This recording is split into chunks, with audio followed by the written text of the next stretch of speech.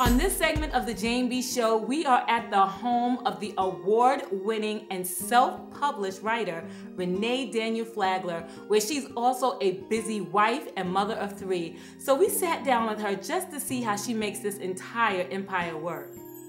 Hi, Renee. Hi, Jane. Have you always known you wanted to be a writer? Well, I didn't always know, but I guess I discovered at some point that it was something I really loved to do, because even as a child, I always loved writing assignments. I loved when you had to make up a story about something. My first published piece was when, in my yearbook for high school, I have a poem in there. And then when I went to grad school, I went to New School University and studied film, and I wrote screenplays there. That's when I kind of really realized that this is really a true passion for me. So with your career in marketing, how did you transition, or did you marry the two fields together, and how did you go about doing that? My career is marketing. I've been in marketing for maybe since about 1995. It was my first marketing opportunity, and which I really do enjoy too, because it's an opportunity to be creative. So I think I just like anything that gives me that creative side. I actually remember being in my car one day and I said, you know what, God, I have my hands in a lot of different places. Show me what it is that I'm really supposed to be doing. Show me what it is that I'm here for. What is your purpose? And what is it that you would have me do? And eventually, of course, I didn't get an answer right there. It's not like a lightning bolt came in and it was like, you're gonna write. But eventually, everything that I was involved with kind of just fell away. All of my other interests just kind of fell away. And the only thing that still remained before me was the writing. So, to date, how many books have you written? Well, I have 3 published books currently. I'm working on 4 and 5. My first book came out in 2004. That's Mountain High, Valley Low. My second book came out in 2006. That is entitled Misguided. And my third book, In Her Mind, is a sequel to my first book by popular demand, because I had no intentions of writing a sequel. That one came out in 2008. I'm currently working on a title called Raging Blue, as well as a title called House Guest. And one of them will be out this year, and then one will be out the following year. So what's your process in writing? It varies. It's kind of changed for every book. With Mountain High, Valley Low, my very first book, that started out not as, I didn't start writing that to say, you know, I want to publish a book, I'm going to write this book, I'm going to get it out there, I'm going to do this, and I'm going to do that. That was something that was more like therapy. I would come home from work or school, and I've always had a very busy schedule, and I would sit down and I would write. So whatever I was feeling or whatever I was going through at the time would be what I would write, or what would be what the character would kind of go through, the type of process or the emotions or things like that, or would react to things in a certain way.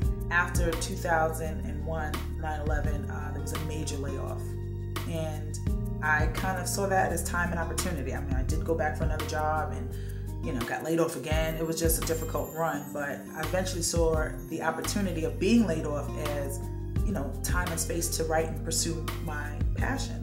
So my first book was released in 2004. So who's your audience? My audience is primarily women, subset primarily African-American women, and the age range, I mean, it really does range. It can be from teenagers to, you know, to mature women. So I've had, my readers really, I've run into people of all age groups that enjoy my work. So self-publishing, tell me about self-publishing. Like, what's that all about? How'd you start it? The name of the company is Aspicon Media, and it's comprised of 2 words. It's Aspiring and Communications, and I didn't want a really long name, so I wanted to narrow it down. And I wanted something that, you know, wasn't common. I wanted to make up the word.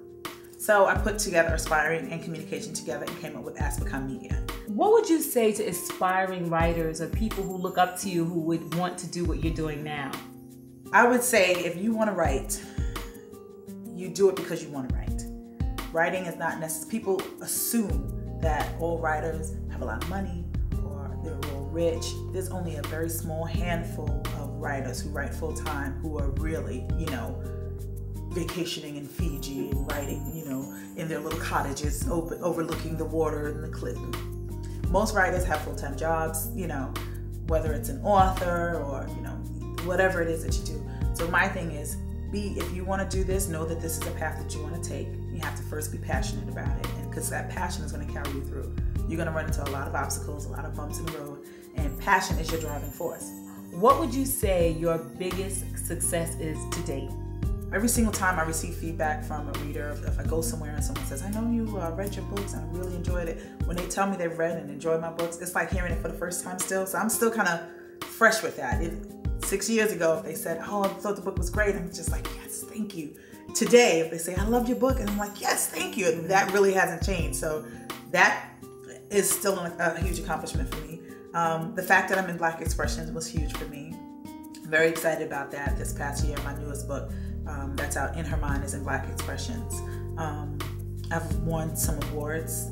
I won an award for writing from the New York Association of Black Journalists for excellence in journalism. I never really considered myself a journalist until I got that award. I just know I love to write. So it's just a few of things that just, really are hallmarks in my life.